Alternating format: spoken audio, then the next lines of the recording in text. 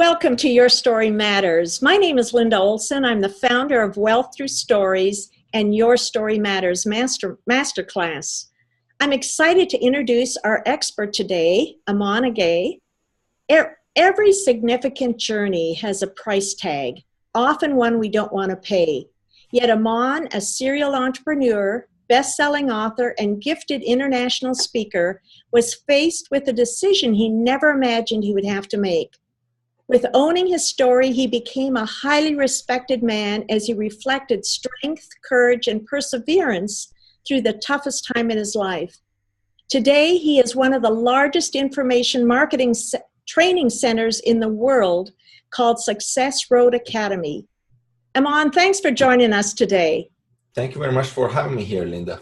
Oh, my pleasure. So Iman, anyone who knows you admires you for your success today. However, we know that's not the way it started out. Tell us where you grew up and what brought you to Canada. Yeah, so I was born and raised in Iran, in Tehran, and I kind of became an entrepreneur when I was 18 years old and lost all the money that I inherited from my dad. And started my second business when I was 18 again. And kind of by the time I was 23, I sold that company and started working as a marketing consultant. And by the age of 25, I established myself as a good marketing consultant. I was doing a lot of public speaking. And at that point, my wife and I decided to move to Canada because I wanted to become an international professional public speaker. And well, to be an international professional public speaker, well, first of all, I should have learned English. Right? I couldn't speak English back then. And with an Iranian passport, you have a lot of limitations on, traveling to different places and kind of lots of other limitations that you have. So we decided to move to Canada, and we moved to Canada in 2009. What we did not expect is that when we moved to Canada, we were expecting that our money follow us, and it didn't. 3 days after we landed here, we realized that the money that we were hoping to come from the sales of our properties is not going to come because our properties at the time we weren't able to sell them because of a situation that happened. And so we had $12,000 in our pocket. And it was kind of like somebody pressed the reset button on everything in life. We turned back to, being people who didn't have any connections, didn't have any networks, and more importantly, I couldn't even speak the language at the time. And with very limited money in our pockets, we kind of were put in a new situation that we didn't have any reputation, we didn't have any connections, we didn't have anything. Just everything went from scratch. Mm. And so that's kind of where it all started again in 2009. Wow. Starting, building up to so much and then ending up at a place where you thought would fulfill your dreams and ending up with nothing. Wow. So what happened then? What'd you do then? So we said, okay, you know what? We are here. And so my wife and I don't do anything like half part, like we do 100%. Right? If we do something, we want to do it 100%. And we said, you know what, we are here, and let's do it. Let's build it from scratch. And I wrote up a resume. I never was an employee in my life, right? I always had a business of my own. But then for the first time in my life, I wrote a resume, and I started dropping off resumes to any jobs that I could, right? And I said, it doesn't matter what type of job I get, as long as I can survive and I can learn English and we can build connections and relationships, that's all we want. So we started writing several resumes. I started dropping off, but 2009 was right after 2008 recession, and nobody was hiring, everybody was out of job. There were lots of qualified people who were out of work. All of them could speak English. All of them had a lot of experience. Even when I went to Walmart to drop off my resume, they said in the past 2 weeks they had 500 resumes dropped off. And almost every single one of those people were far more qualified than I was to get a job, even at Walmart. All of my experience became irrelevant because, all of my marketing experience was back in Iran. And so none of the marketing materials that I prepared in the past would matter here because they were all in Farsi and nobody could read them anymore. And then it was like, well, you've done that in another country, so you don't have any Canadian experience or North American experience that we can count on it. And kind of every day, I remember I was waking up at 5 a.m. and working, trying to find a job, applying for online jobs and everything till 8 a.m., 9 a.m. And then 9 a.m. I would go out and I would start dropping off resumes from any job, I could find sometimes till 9 p.m. And then at 9 p.m. I would go back home and then nothing. I didn't get even a single call back except for one. And then after the person talked to me for 30 minutes, it was like, you have great experience, but you don't have any North American experience, so we can't really count on you. And that was it. That was the only thing I got in like 8-9 months. And we got to this point that we had this. We received this $1,000 bill. And I went to pay the bill. And when I logged into our bank account, I realized that we have only $2,500 left. Now, the significance of $2,500 is that was good enough money to buy 2 one-way tickets to go back to Iran and give up on our dream. And, or I could pay the bill, and we would have 30 days. And then after 30 days, we didn't even have money to pay the rent. And we would go homeless. At that point, all I could think about was that I did this to my family. All I could think about was that we came here after my dream. And now I'm at a point that I'm about to become homeless. And I knew that. And, like when you're at that point in your life, you have all of these self-doubt that starts like catching up to you, like there's a time that self-doubt comes. For me, it was like, what did I think in the first place? Why did I think in the first place that I ever can become an international professional public speaker? Who else has done it? Like, how many other Iranians do you know? I have accent. I can't even speak the language. I don't even have any connections. What was I thinking that I thought I can do it? And I was defeated. I was really felt defeated. And I was ready to buy the 2 one-way ticket to go back. And I went to my wife and I said, honey, this is the situation. And what do you think, right? My vote on my end was like, we're going back. And then what my wife said next changed everything. She said, Iman, have we ever given up on any of our dreams? And I said, no. And she said, why would we do it now?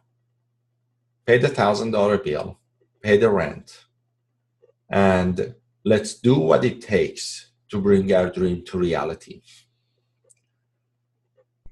Now, when you have a person who believes in you more than you believe in yourself, that was that moment for my wife and me, And she wasn't just saying, hey, go and cheer for me without being impacted.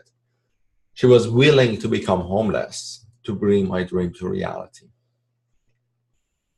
So we paid the bill. We paid the rent of that month. And then the countdown to become homeless started. 30 days, 29 days, 28 days. I went all the way to 17 days away from becoming homeless. Until that morning, I woke up and I realized I'm insane. You know the definition of insanity, Linda? Doing the same thing over and over and expecting a different result. That day was that day for me. I realized that for the past few months, every day I've been looking for a job and I've been applying for another job. And every day I'm applying and applying and applying. I haven't even had an interview. And why would I think that I can find a job in the next 17 days? And even if I could find a job in the next 17 days, the next payment would come 14 days later when I already was homeless. So that day I realized I was already homeless and I didn't know it yet. Wow. And you know, when failure isn't an option, you succeed. And that was the moment that came up for me. I was like, you know what? Failure isn't an option for us. I'm not going to become homeless. And I said, what do you know best? And I said, business. I know how to build a business. And I said, it's the time to trust yourself and put yourself out and do it. And stop doubting yourself and stop owning what you're good at. And I decided to start a business, and 3 days later, I found my first client. Now, the business that I decided to start was a web design business. The reason that I decided to start a web design business was because I knew that selling websites is easy. But I didn't know how to design a website. So I knew online marketing, by the way. Not that I didn't know anything about online marketing, but I didn't know how to code websites, right? And that client, the first client, paid us $1,800. And that money bought us food and paid the rent of that month. And then I started learning web design. Every day from 9 a.m. to 9 p.m., I was now doing marketing. And from 10 p.m., I would come back home by 10 p.m. And then from 10 p.m. to 3 a.m., 4 a.m., I would sit behind YouTube and, you know, on the websites and Google and lots of other things, learning how to design websites. And then I found the second client and the third client and the fourth client. And I learned how to design websites really fast because I didn't have time to build the sites. I needed the time to do marketing. And a year later, I started doing public speaking and getting clients through public speaking and built the company to 6 figures. And then people started asking me, how did I go from zero to have a 6-figure business in a very short time without, you know, with starting absolutely from scratch? So I started teaching 1 person and 2 people and 10 people and 20 people. And then my coaching business became bigger than my web design business. So I dropped the web design business, continued with the coaching business. And by mid-2014, I was doing 200 live events a year. And over 15,000 people were attending my events every year. Wow. That is amazing. Amazing. What an incredible story. So I heard someone say recently, your desire to succeed has to be greater than your fear. And you certainly overcame that. So that is huge. So tell us, I mean, you grew so quickly in business. That was only a few years ago. So tell us, what do you do now? Okay, so in 2014, after, like, while I was doing 200 live events a year, I got burnt out, right? We call this killing yourself with passion. You do something that you're so passionate about that you almost kill yourself, right? And at the point, I decided to find a different business model. So I always tell people, like, I reached the dream and I hated the dream, right? I wanted to become an international professional public speaker. I became one, but I hated it. I hated the fact that I was constantly traveling from one city to the other city to the next, constantly talking on one stage. And I thought there should be a better way. There should be a way that I can make a big impact in the world, inspire a lot of people, and at the same time, have a life for myself. And in 2014, I looked at 12 different business models, and I realized that instead of being always on the stage myself, we can use online courses and webinars as the foundation of our marketing. So we started creating online courses, and I started teaching people more about how to create courses and how to do webinars as we became better and better and better at it, right? And then by 2015, we took the entire business online. So we went from an entirely local business to become an online business. And the academy grew and grew to the point that right now, that's beginning of 2018, I'm almost not teaching anymore at the academy. So the whole business turned into the academy. And the academy, we start hiring mentors and coaches and, new staff members and stuff. So we're at the point that most of the things that we have 45 courses right now in the academy. Most of it are taught by other experts, and they're teaching the systems that I've created, or they're teaching the systems that they brought to the academy themselves. And they're giving a ton of value to people. I still speak on the stage, but now I still on stages that I'm really passionate about. I speak on the stages that I know it can make a big, massive difference in people's lives. So I get the chance to choose what I want to do and what I want to do. Because of the way that the academy is built, it's given me financial freedom, location freedom, and time freedom, so I can be wherever I want to be at the time that I want to be. Obviously, life has plans. It's not that I want to cancel everything and go somewhere else, but but I can plan where I want to be now. And and the whole thing changed. I worked with 5 people at a time, one-on-one, and the rest of the programs that we have are all mentorship programs and other group programs that we have in the academy, that we teach entrepreneurs how to position themselves as a go-to expert. Wow, that is absolutely amazing. So what's the dream from here? That's a good question. And honestly, I tell you one thing. I used to be a very result-oriented person in terms of business. Every year, I would get up and, like every year at the beginning of the year, I would set a goal for myself to triple our sales or quadruple our sales or double our sales, right? And I would work really, really hard toward making it happen. Until I realized that life has a lot more than that. And one thing as an entrepreneur, like as I said, I was an entrepreneur since I was 18. And I worked really hard all my life till this point. And a few years ago, I decided not to set a business goal anymore and set life goals. I just set short life goals every year. And in 2015, for example, I decided to lose my excess weight. I was 280 pounds. I lost 80 pounds in 7 months. And that was my goal. I said, well, I want to build a business that fits my lifestyle, whatever my lifestyle is.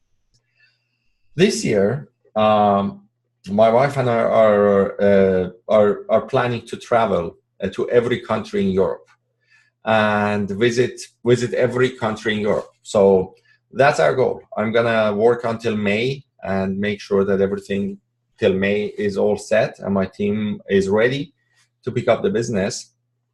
And then I'm probably going to take a few months off and then go and, enjoy life.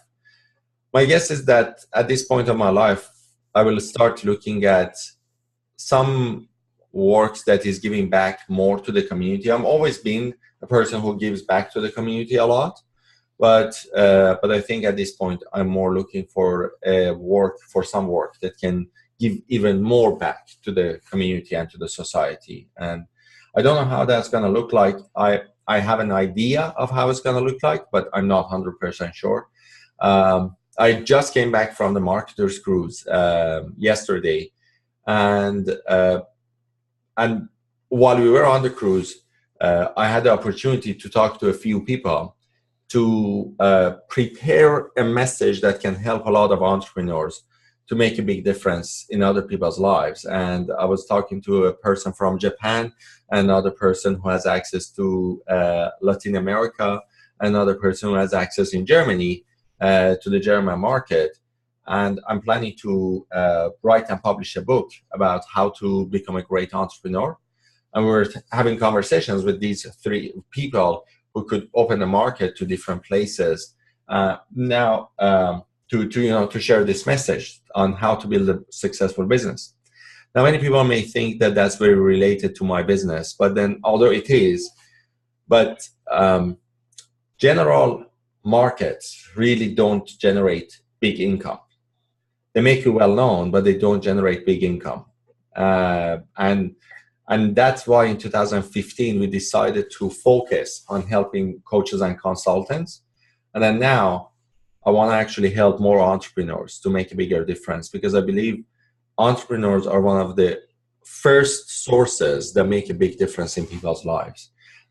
If all entrepreneurs around us do a better job of being entrepreneurs and being business owners, then all of us collectively will have a much better life.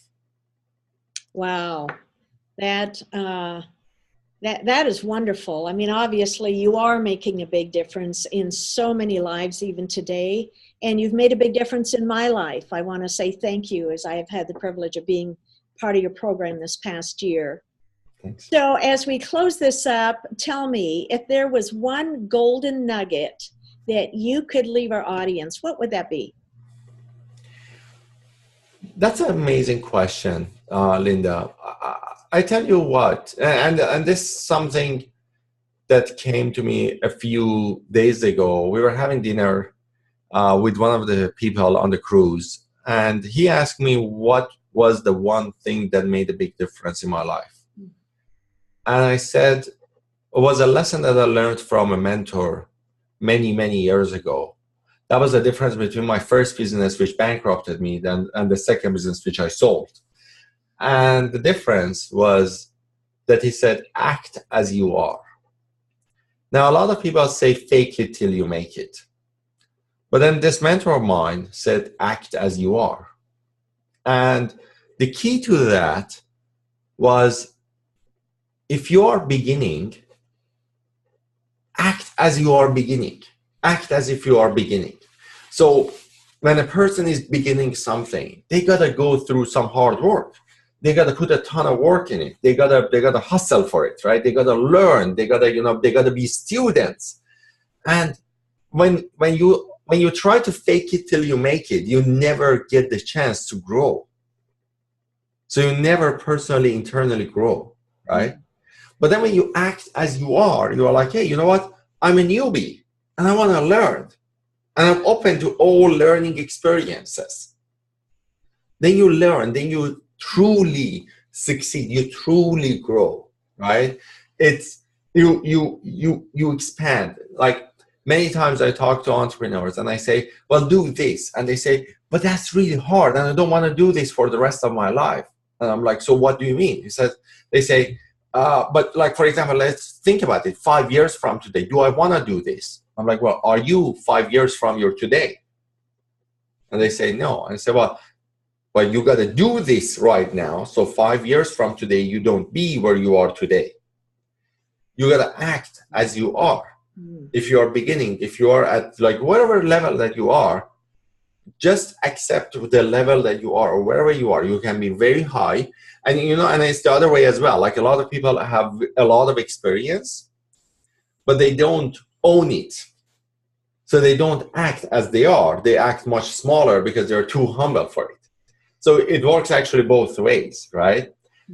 The most important thing that I would say in any person's life is having a clear idea about who they are and act as they are. If they are world-class experts in terms of their knowledge, but they don't own it, they're not going to succeed. Same thing, if they are beginning and they behave as world-class experts, they're not going to ever grow and succeed to that level. No. Now, obviously, they can present themselves better. They can show up in a better way. They can show up in a bigger way. But still, you got to learn that if you're beginning or you're whatever you are, you got to act as you are and own it so you can grow. I like it. That's a great nugget. Wonderful nugget. Thank you.